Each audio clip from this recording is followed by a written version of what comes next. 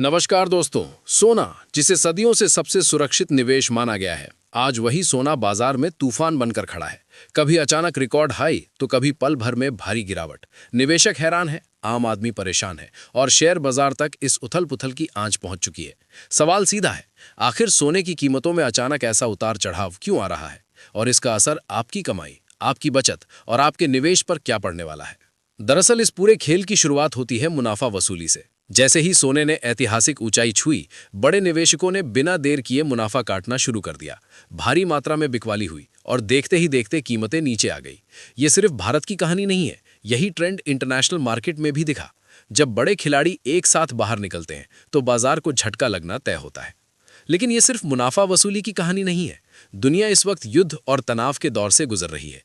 जहां जहां अनिश्चितता बढ़ती है, वहां वहां निवेशक सबसे पहले सोने की ओर भागते हैं।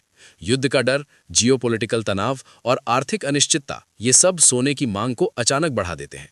और फिर जैसे ही हालात में थोड़ा सा भी बदलाव आता है, वही पैसा बाहर निकलने लगता है।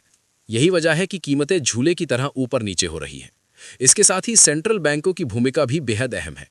पोलैंड, कजाकिस्तान, ब्राजील जैसे देश अमेरिकी डॉलर पर निर्भरता कम करने के लिए धड़ाधड़ सोना खरीद रहे हैं।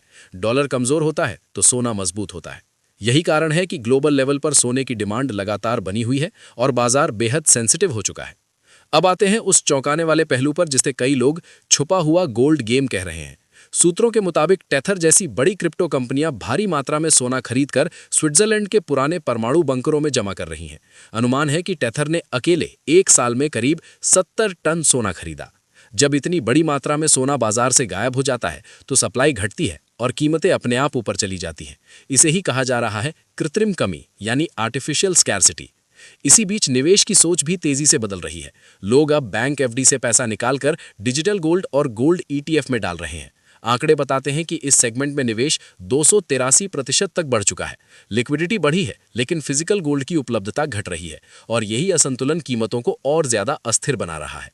इसका सबसे बड़ा असर दिख रहा है भारत में, खासकर शादी ब्याह के सीजन में। सोने की कीमतें इतनी बढ़ चुकी हैं कि ज्वेलरी की मांग में करीब 24% की गिरावट आ चुकी है। जहां पहले 22 कैरेट की ज्वेलरी ली जाती थी, अब लोग मजबूरी में 14 या 18 कैरेट की तरफ जा रहे हैं। शादी का बजट जो कभी संभल में रहता था, अब 2.5 से 3 गुना तक बढ़ चुका है। और अब बात शेयर बाजार की। सोने की इस उठापटक का सीधा असर इक्विटी मार्केट पर भी पड़ रहा है। जब सोना अचानक तेज गिरता है तो निवेशक जोखिम लेने से डरते हैं और शेयर बाजार में भी मुनाफा वसूली बढ़ जाती है। मेटल स्टॉक्स, ज्वेलरी कंपनियां और गोल्ड ईटीएफ से जुड़े शेयरों में तेज उतार चढ़ाव देखा जा रहा है। वहीं दूसरी तरफ जब सोने में तेजी आती है तो इक्विटी से पैसा निकलकर सेफ हेवन की तरफ जाता है, जिससे बाजार पर दबाव बनता है। यानी सोना और शेयर बाजार इस वक्त एक दूसरे को सीधा प्रभावित कर रहे हैं।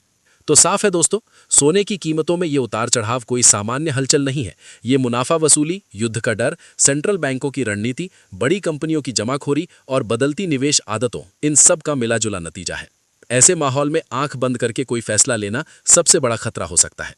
अगर आपको ये रिपोर्ट उपयोगी लगी हो तो इसे लाइक जरूर कीजिए, ज्यादा से ज्यादा लोगों तक शेयर कीजिए और ऐसे ही तेज, सटीक और दमदार बाजार विश्लेषण के लिए हमारे चैनल को अभी सब्सक्राइब कर लीजिए।